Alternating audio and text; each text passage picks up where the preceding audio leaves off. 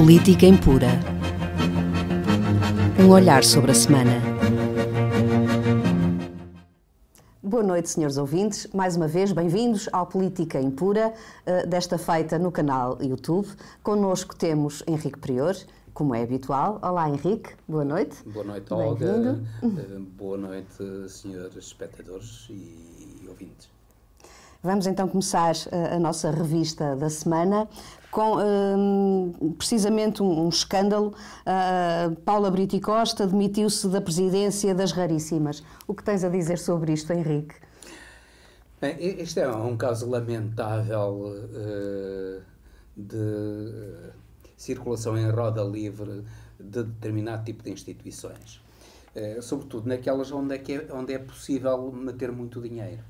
E aí muita gente consegue, ou alguma gente consegue viver bem à custa do erário público e à custa da solidariedade de particulares. É um caso verdadeiramente escabroso, este caso da Raríssimas, uma associação que devia estar acima de qualquer suspeita e devia canalizar a sua atividade para o apoio aos deficientes com doenças raríssimas, aliás.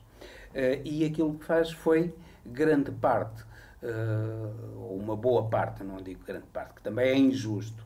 Depois estas coisas são empoladas, a indivídua ganha muito, a senhora... A Dona Paula ganha muito dinheiro com aquilo, 6.000 euros por mês. Mas as viagens, mais os tratamentos nos spas. Mais os tratamentos de spas, mais isto. Claro que neste caso, num caso em que os problemas dos deficientes com este tipo de doenças deve estar em primeiro lugar e retirar, fosse o que fosse, mesmo pouco, é isso.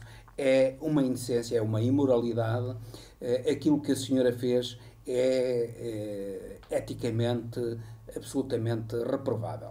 Agora, sim, até porque é sustentada também por dinheiros do Estado. Claro, não são os dinheiros do Estado, são os dinheiros do Estado e dos particulares. O objetivo, o objeto daquela instituição é extremamente nobre e aquilo que se faz é utilizar um fim nobre para benefício pessoal. Isso é absolutamente indecente, é de uma indigência moral inacreditável. E, sobretudo, é inacreditável que um secretário de Estado receba umas prebendas como recebeu, não sabe o que é que ele fez, presume-se que mandou... de vez em quando terá produzido qualquer relatório, qualquer informação, ou terá eventualmente feito lobby a favor da instituição e recebe milhares, dezenas de milhares de euros anuais pelas suas funções. Isso é absolutamente imoral. E esse indivíduo que se demitiu-se alegadamente pela intrusão na sua vida privada, que realmente ele tem toda a razão. Infelizmente, a nossa comunicação social acaba por perder muita da razão, porque se transforma numa comunicação social de latrina e até com caráter criminoso, porque essa devassa da vida privada das pessoas é inaceitável. As pessoas... ali ele não estava como secretário de Estado, estava como particular. Ele foi filmado muito antes de ser secretário de Estado e foi filmado às escondidas, foi fotografado às escondidas. É absolutamente indecente aquilo que fizeram. Agora, não é indecente, bem pelo contrário. A comunicação social, particularmente a TVI, fez um serviço público ao divulgar aquilo que se passava nas Raríssimas. Agora, nós temos de ter em atenção que isto serve também para combate político. No fundo, é uma tentativa de entalar o PS. Muita gente que tendo estado nas Raríssimas e sendo ligado ao PSD, ninguém do PSD foi mencionado. Por outro lado, a Raríssimas serve muito bem, sendo um caso eticamente censurável, não tem comparação nenhuma com os casos em que estava o Estado-Maior do PSD, desde o BPN ao BES, aos submarinos, à Tecnoforma do Passos Coelho, que a União Europeia considerou que aquilo tinha matéria suscetível de procedimento criminal, mas claro que em Portugal nada disso acontece. Os inúmeros casos absolutamente escabrosos e de grande dano nacional ligados ao PSD são escondidos pela comunicação social, que é uma comunicação social de absoluta indigência. Por exemplo, não se divulgou que a Leonor Beleza, por exemplo, estava à frente, era presidente do Conselho Consultivo da Raríssimas. Que a Teresa Caeiro, por exemplo, também estava ligada. A Teresa Caeiro, ex-deputada do PSD, uma pessoa influente, estava ligada a Raríssimas. O Fernando Ulrich, o tal do aguenta, em que o povo tem de aguentar os sacrifícios, ele também lá estava ligado a isso. Há tanta gente ligada a isso e, no entanto, esconde-se. E porquê? E, por exemplo, porque é que se dá tanta atenção ao caso do Vieira da Silva e inclusive há gente a pedir a demissão dele quando ele, como vice-presidente da Assembleia Geral, as funções dele eram quase honoríficas e quase para preencher o cargo, como sucede muitas vezes em muitas instituições de solidariedade social, que é assim, as pessoas estão lá, dão o seu nome, dão o seu prestígio e vão algumas vezes a reuniões, mas, como é óbvio, não têm qualquer ligação permanente àquilo e têm a sua vida pessoal e muitas vezes não deixam. Repare-se que o Conselho Fiscal deu pareceres favoráveis às contas. Então, se o Conselho Fiscal, que tem por obrigação fiscalizar as contas, deu um parecer favorável e depois criticam o vice-presidente da Assembleia Geral, que nem sequer se sabe se lá esteve na Assembleia Geral, se não esteve, ele era apenas vice-presidente, não era o presidente, nem sequer não está provado que lá estivesse, e culpam-no da existência de contas, da aprovação de contas que o Conselho Fiscal da Raríssimas aprovou. É absolutamente indecente tudo isso e convém perceber o que é que há para além da divulgação importante e que é necessário fazer e eticamente imprescindível para que qualquer tipo de corrupção material ou moral neste país seja combatida. E este é um caso de corrupção material e moral. Assume as duas coisas muito graves. Isso não deve ser usado como arma de instrumento político, porque descredibiliza também esse combate contra a corrupção material e moral. Sim. Portanto, utilizar isso como arma de arremesso política, como estão a usar os meios de comunicação social, como está a usar toda a direita, é absolutamente indecente. Sim, e de uma certa forma tentarem atingir também o próprio governo. Político, não vale a pena um ilustre deputado e candidato à liderança de deputado ao Parlamento Europeu e candidato à liderança do PSD dizer absolutas barbaridades quando ele o PSD, não há ninguém do PSD que tenha a mínima legitimidade para falar seja lá do que for.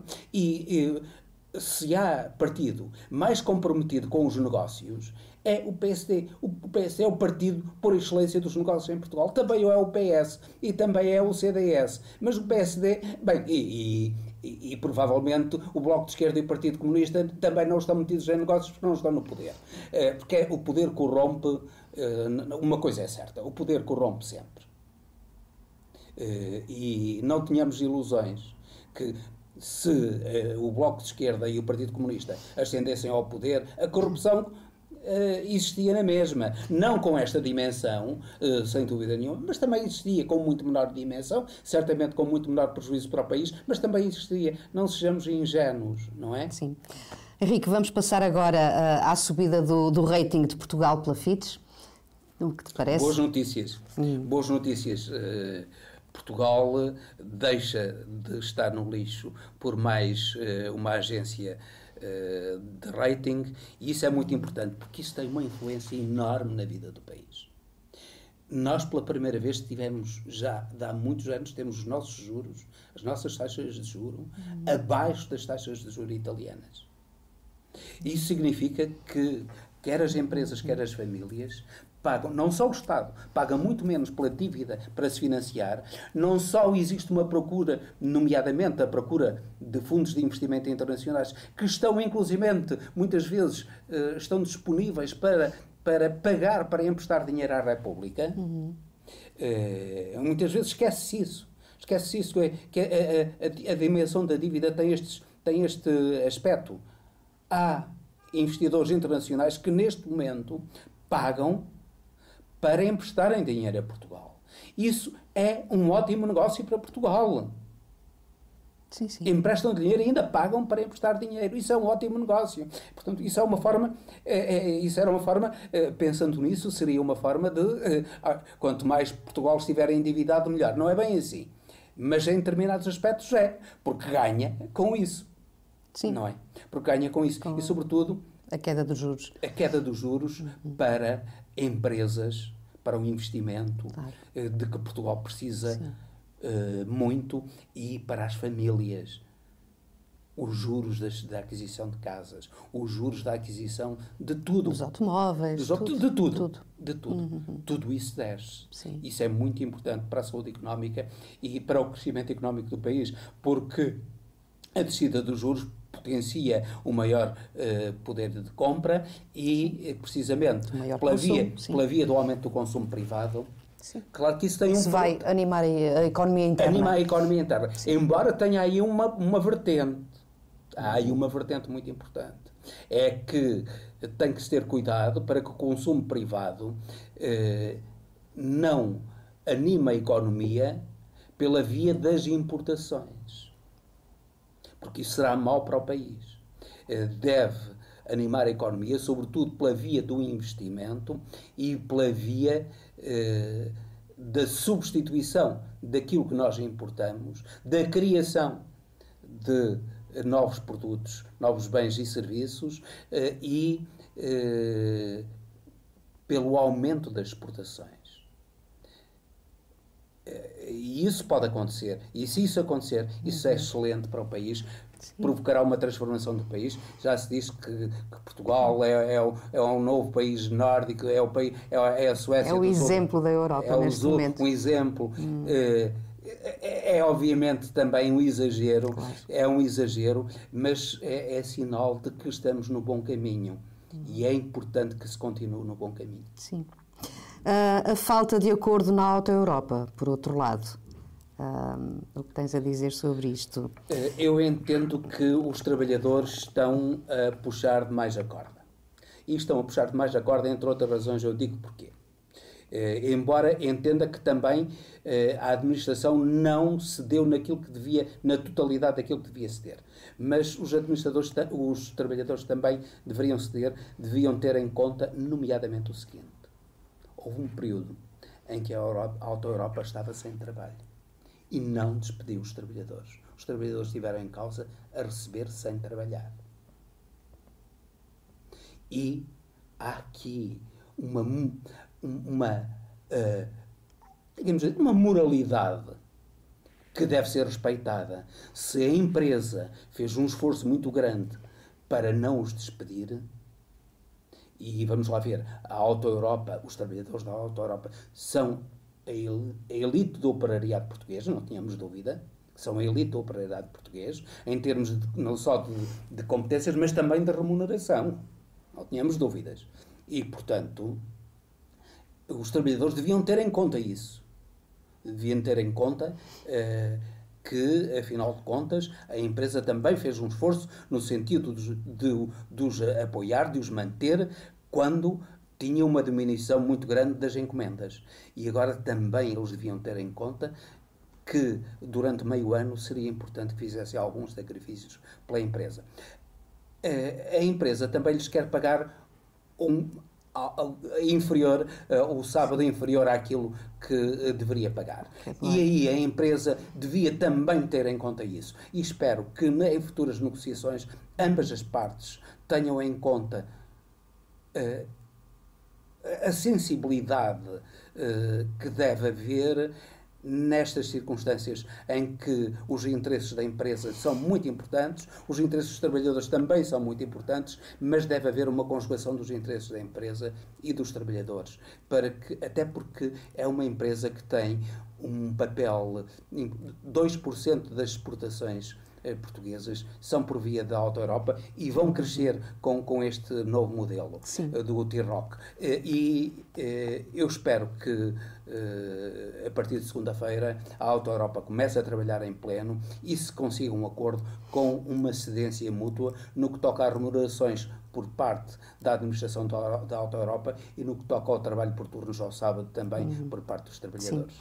Passamos agora, Henrique, se não te importas, para as notícias que estiveram em voga nesta semana, as notícias internacionais, com a luta contra a corrupção em Angola. Angola finalmente trilhou bom caminho. E João Lourenço demonstra que não é uma simples marionete de Eduardo dos Santos. É muito importante aquilo que se está a fazer em Angola e Eduardo dos Santos deixa-nos com uma grande esperança acerca do futuro desse grande país irmão, desse grande país que os portugueses têm no coração. Não há português nenhum em qualquer aldeia mais remota de Portugal que não sinta um carinho muito especial por Angola. E não sinta que o futuro de Angola também é, de certo modo, algo que os portugueses sentem como moralmente os beneficiando na medida em que sentem como esse futuro como sendo em parte o seu, porque é dos seus irmãos angolanos. Ora, e os irmãos sentem-se bem quando os irmãos ao lado estão bem. E é isso que está a suceder com todo o Portugal. Eu penso que estamos a viver um momento muito importante da vida interna angolana. O combate à exportação ilícita de capitais, Isabel dos Santos já foi afastada. Isabel dos Santos foi afastada. Estão a ser investigadas as expatriações de dinheiro por parte de Isabel dos Santos. Os generais estão a ser investigados.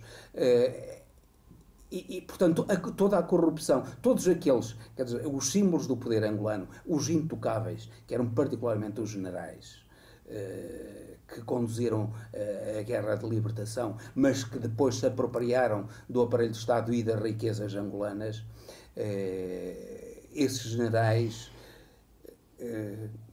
já não vivem em total impunidade. E, portanto, eles já têm de prestar contas. As suas casas já são investigadas. Os milhões que eles têm guardados dentro de casa, em moeda estrangeira, já são apreendidos. Os diamantes que eles têm também são apreendidos. E isso é muito, muito importante para o futuro de Angola, porque dá alguma esperança para os próprios angolanos verem que, afinal de contas, eles não continuam a ser sujeitos de um colonialismo igual ou pior ainda do que o colonialismo português. Porque no colonialismo português não havia a dominação colonial das empresas, mas não havia este tipo de corrupção absolutamente indecente e uma exibição de riqueza por parte das classes detentoras do poder em contrapartida com a miséria extrema da quase totalidade de 90% da população. Portanto, não havia essa contradição no tempo colonial como há agora. A verdade é que as condições de vida da generalidade da população angolana, comparando a evolução, comparemos aquilo que é Portugal agora com aquilo que era Portugal antes do 25 de Abril. Não tem nada a ver. E, no entanto, Angola já não é assim, infelizmente. Sim.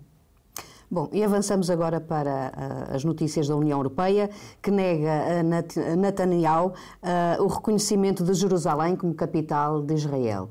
Ele veio cá, de propósito, a Bruxelas, pedir o reconhecimento e foi-lhe negado. A União Europeia não podia fazer outra coisa, porque senão estava a desrespeitar a lei internacional, estava a desrespeitar decisões das Nações Unidas. E ainda bem que o fez, mostra a sua independência relativamente aos Estados Unidos da América, apesar de pertencer a uma mesma organização militar, a Aliança Atlântica, mas mostra a independência. É bom que assim seja.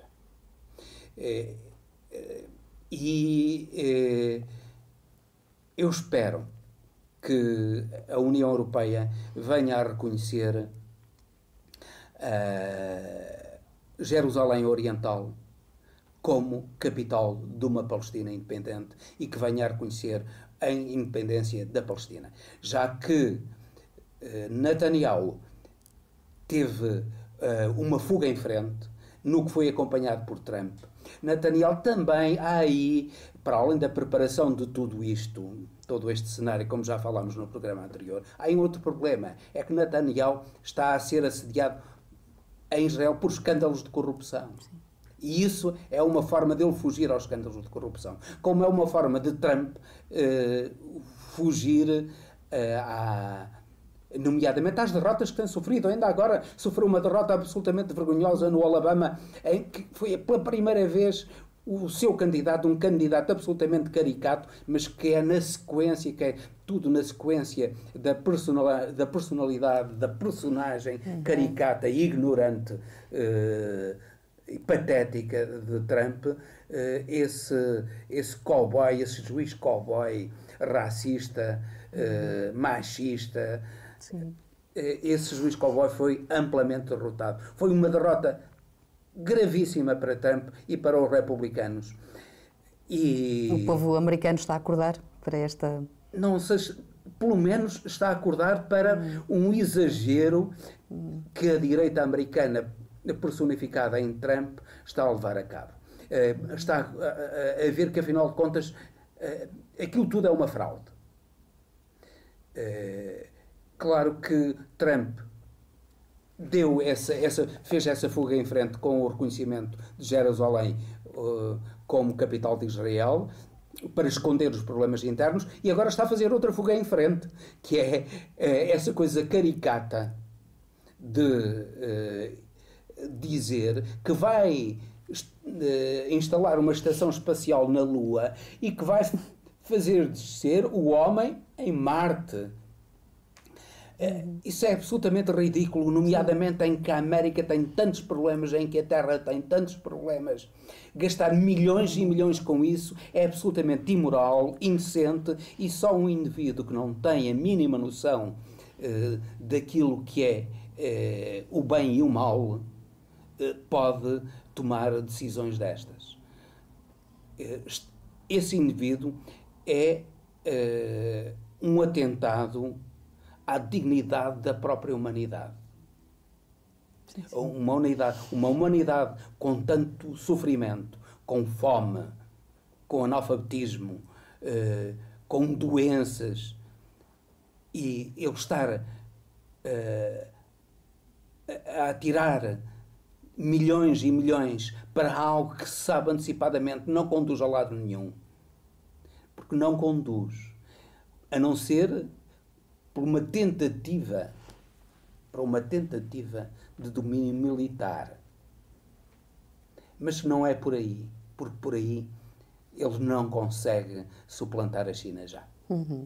Ainda no seguimento desta pergunta, do que lhe colocava no início, as decisões da Cimeira Árabe sobre Jerusalém também foram aí decididas uma série de... o que é compreensível, decidiu-se ainda muito bem, embora sempre com a posição extremamente cínica da Arábia Saudita e do Egito, que estiveram ali na retranca e que quase estiveram calados durante toda a cimeira, porque no fundo eles não discordam muito porque não discordam muito de Netanyahu nem de Trump, porque são autênticos fantoches de Netanyahu e de Trump. Mas com um ponto importante é que eles não conseguiram opor-se, que é, por um lado, a exigência de que Jerusalém Oriental seja a capital de um Estado palestiniano. Por outro lado, o pedido de reconhecimento do Estado da nação palestiniana como Estado independente e da sua admissão nas Nações Unidas. Essa admissão foi boicotada pelo veto americano no Conselho de Segurança, mas não sei se agora Trump conseguirá continuar com esse veto, por várias razões. É que neste momento a Arábia Saudita também já não tem a força para apoiar os americanos que tinha, e por outro lado a Turquia. Erdogan, na Turquia, fez, antes da Cimeira, não tanto na Cimeira, que foi mais comedido, certamente para tentar um acordo, porque ele sabia muito bem qual era a posição da Arábia Saudita e do Egito, e, portanto, para não causar fricções, ele foi muito mais suave nas suas declarações, nas suas intervenções durante a Cimeira. Mas antes da Cimeira, ele proferiu declarações extremamente inflamadas contra Israel e contra Trump. E, atenção, não é fácil agora a Trump e a Israel manipularem Erdogan, que já demonstrou ser um líder altamente maquiavélico e difícil de controlar.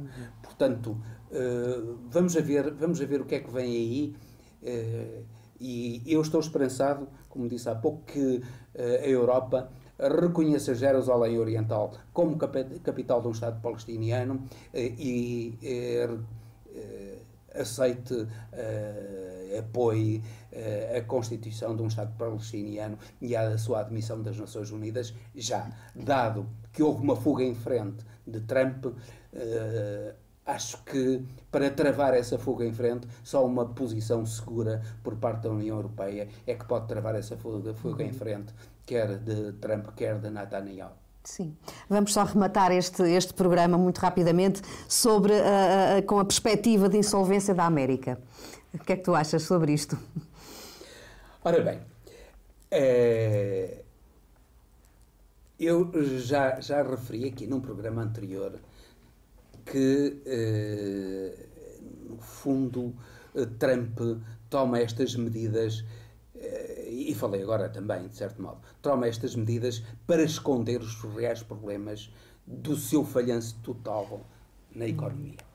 Mas há economistas que têm alertado para o problema da dívida do Estado americano, que está tecnicamente falido, como diríamos relativamente a uma empresa. E só não está declarado. Já houve Estados americanos e cidades que declararam. A Califórnia sim. Declarou insolvência. Só não declarou a insolvência porque tem as máquinas rotativas a imprimir dinheiro. Porque senão a imprimir dólares. Porque senão já estava completamente falido. E então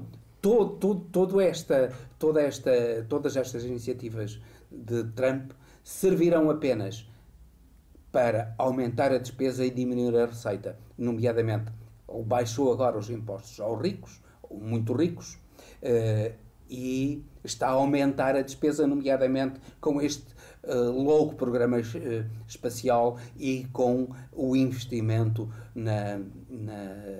no complexo militar industrial americano.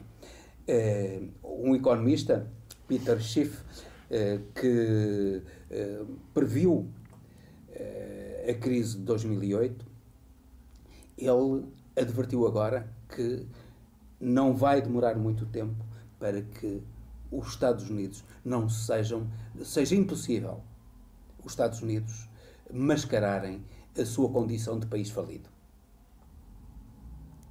E ele diz: a economia americana vai afundar, a América vai afundar e o dólar vai afundar completamente. Aliás, já está a diminuir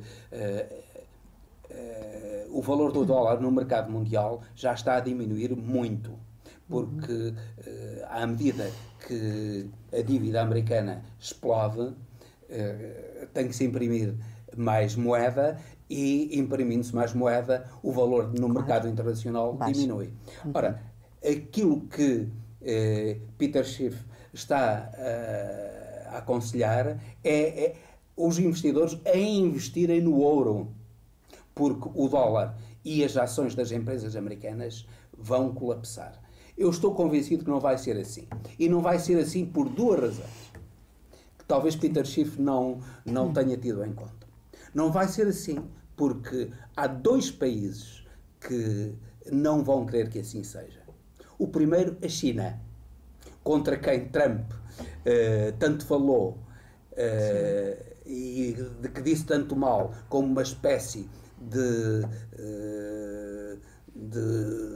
lobo mau da política mundial. E que, no fundo, detém grande parte da dívida da América. Que tem grande parte da dívida da América. E a China também não está interessada no colapso da economia americana